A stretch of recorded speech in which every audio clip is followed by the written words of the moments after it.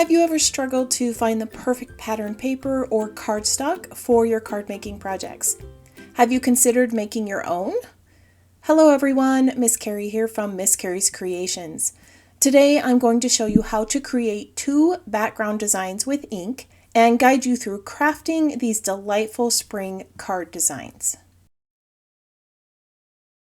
Easter is right around the corner, so I thought it would be a great time to show you how to make these lovely Easter cards using the new ink collection from Catherine Pooler. How yummy are these colors? They're perfect for Easter, aren't they? Inks are so versatile and you can do so many things with them. One of my favorite techniques is to create my own background paper. I don't always have the perfect pattern or color for a project, so I often make my own custom creations with ink. If this is something you would love to learn how to do, then you're in luck. I'm going to first show you how to create this plaid design. We are also going to create this luscious watercolor background. Of course, I'll also share some of my card making tips as we create both of these fun designs. So let's quickly take a look at the supplies we're using today. We're going to be creating 2 card backgrounds with the inks, a standard slimline and an A2 size card. I have already cut down some smooth heavyweight cardstock for these. I will be using frosted, lemon sorbet, and creamsicle inks and a few basic supplies. The plaid background will require some masking and post-it tape is perfect for this. You can also use mint tape or a repositionable masking strip. The second background will be created with stamping blocks. I'm using 2 basic sizes. You will also need a blending tool, a spray bottle of water, and a few general card making supplies. As always, I encourage you to use what you have in your collection, but if you would like to view the complete list of supplies, I've added those to the description below. Let's start with our first card background. This is the plaid design on the 4 1/4 by 5 1/2 inch background. I have placed this on a sticky mat that will hold the card base in place. This makes it easier to work with, it prevents fingerprints, and the measuring guides are going to come in handy. The cardstock is squared up with the grid, and I'm placing my 1-inch temporary tape 1 inch apart on the cardstock. I'm using those grid lines on the mat to help line these up, but if needed, you can use a T-ruler to make sure everything's straight. Now that they're in place, I'm going to bring in a blending brush and add some of the lemon sorbet to the background. The first background's going to be much lighter, so I'm removing some of the ink from the brush before I apply it to the card base. I use the lid to brush the ink into, and I continue to pull from that ink until I need some more. Once the vertical lines are filled in, I'm going to remove the tape and reposition it horizontally. Again, these are 1 inch apart, and I'm using the grid lines to help me get everything nice and straight. I'm going to fill these lines in with another layer of lemon sorbet. The next layer will be another lighter layer, but the color will intensify where the 2 lines intersect. This soft yellow ink showcases a beautiful range of colors. You have the option to create a subtle warm glow or deepen it for a more vibrant background. Now we can remove our tape and see this fun checked design. You can stop here, but this is just stage 1. So let's bring in our creamsicle and add another layer of color. These lines are going to be 1/2 inch lines in between the yellow lines. My old eyes were struggling to see the smaller marks on the clear mat, so I brought in a spacer to help me lay out the tape. This is just a 1/2 inch strip of cardstock that I had in my scrap bin, and it made laying out the tape so much easier. Once more, I am applying a light layer of color. The quick drying feature of these inks is fantastic. I can add the new ink without concerns about streaking or smudging into my previous color. I'm creating both horizontal and vertical lines again, and I left some white showing between all those lines to soften this pattern a bit. Off camera, I had created another background earlier on, and I filled everything in with color, and that background was really intense. The white definitely softens it a bit. As I'm peeling off the tape, you're going to notice that the pattern is slightly off center. This is intentional because my design needs to look like a continuous pattern, similar to pattern paper. Once I trim it for the front panel, the design will come together perfectly. Once again, you can stop here, but of course I have to bring in that gorgeous frosted color. This is one of my new favorites. These lines are 1/4 inch, slightly offset on the yellow lines. Again, I'm using a cardstock spacer to help me lay out my temporary tape. I used mint tape for the other lines, but I wanted to show you that Post-it tape can work just as well, so do masking sheets. This white Post-it is thinner than mint tape and it can peel up during the blending, but it's a great alternative if you have nothing else on hand. No matter which one you choose, you want to make sure that the adhesive on the tape is temporary and won't damage your paper when you remove it. As you can see, these layers of frosted ink are more intense than the other two. This hue falls within the blue-violet color line in the Catherine Pooler color wheel. It really is a gorgeous combination of blue and purple. For those of you who are not celebrating spring right now and want to create some bolder Easter cards with frosted ink, Tierra Docido, Coral Cabana, In the Park, and Garden Party would also be amazing complements for this new color. All right, take a look at that. Of course, we can stop here, but I'm a sucker for a good plaid pattern, so I'm going to add one more set of stripes. To be honest, I'm just eyeballing these. I am using the lines on the clear mat as a guide. You could bring in another spacer or a ruler if you need. These are offset in the creamsicle lines. Of course, that Post-it tape decided that it was done doing its job and jumped off the card right there. Like I said, it's a great alternative, but it doesn't always hold its stick after a few layers of ink. How cute is that plaid pattern? Don't you just love it? Now, of course, I only made this on a small piece of cardstock, but you could make a full 8.5 by 11 sheet of this pattern and create multiple cards. All right, I'm going to set this aside and show you how to make the second card background. This slimline watercolor background is really simple to make. Instead of trying to create the water washes with a brush, we're going to use stamping blocks.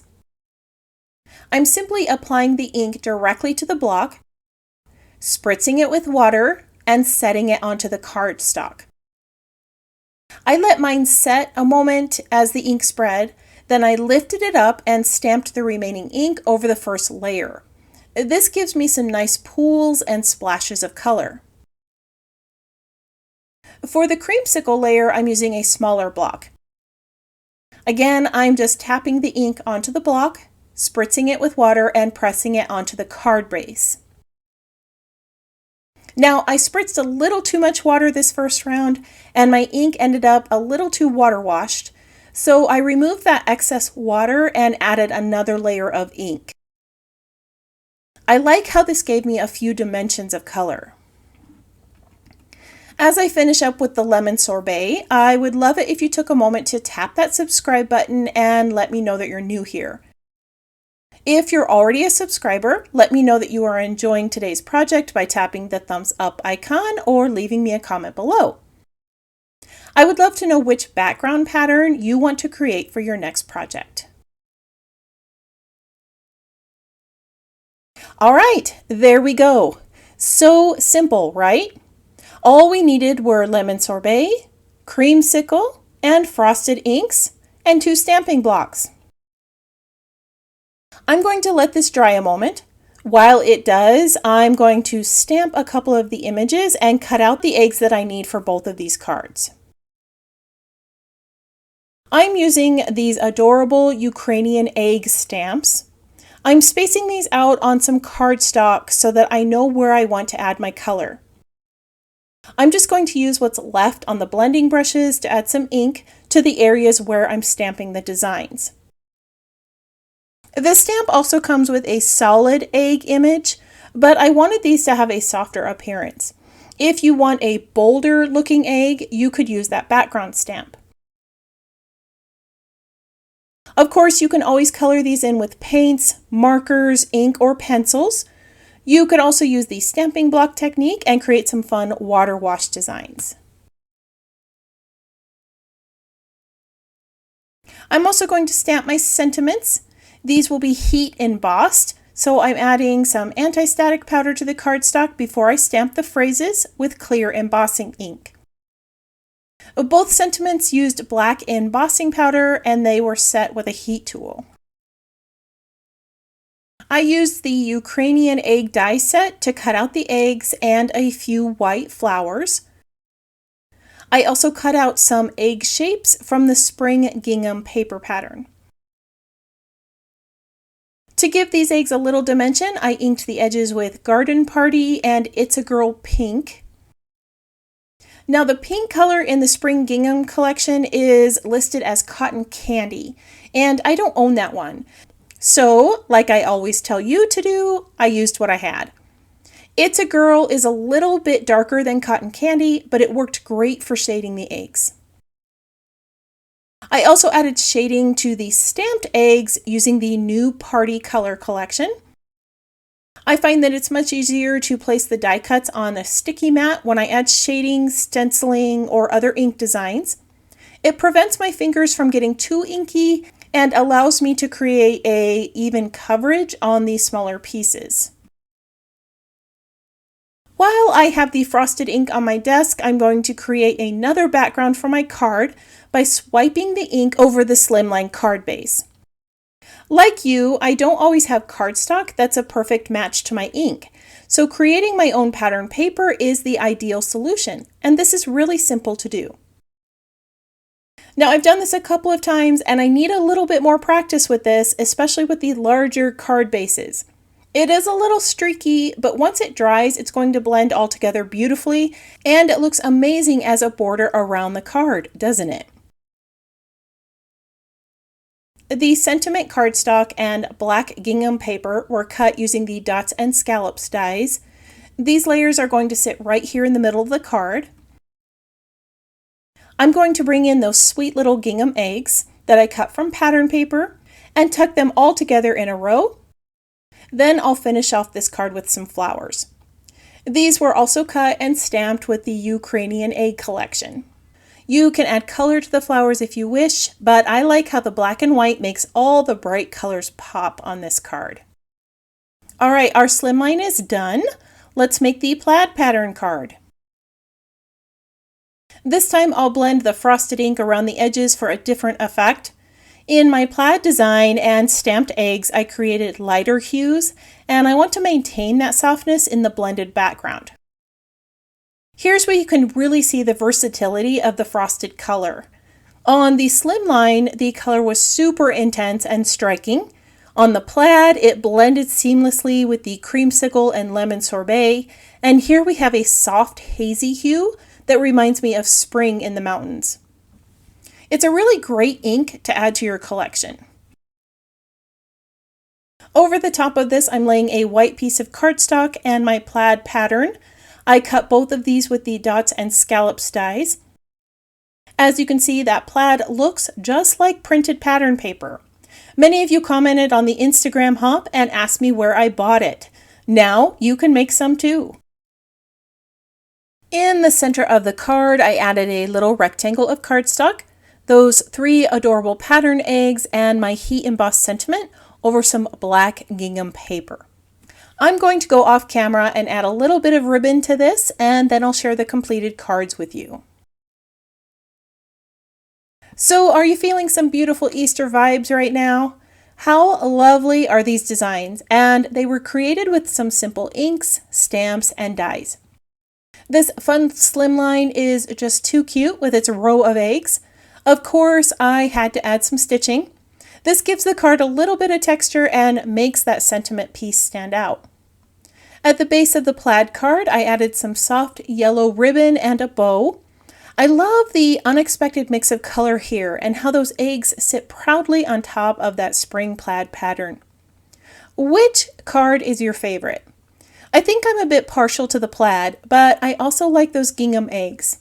Both are perfect for spring and Easter. All right, I'm going to share a few detailed photos and tell you how you can win a gift certificate to the Catherine Pooler Designs shop. My goal was to demonstrate how you can create distinct card backgrounds using ink from your collection. You discovered some easy masking techniques and how to craft each layer of a plaid pattern. We also explored a creative method of using stamping blocks for a watercolor styled design. These techniques are easy to replicate and you can adapt them in various colors to complement your card theme or season. Now before I go, I want to remind you to enter that giveaway in the Sweetest Ink Hop over on Instagram. As you hop through, you can enter to win a $100 gift certificate to the Catherine Pooler Designs shop. I'll place the link to that hop in the description below. I want to thank you for joining me for another card making project. I hope you were inspired to try something new. If you have any questions about the project or supplies I used today, feel free to post those in the comments. I hope you have a wonderful week and I can't wait to see what you create.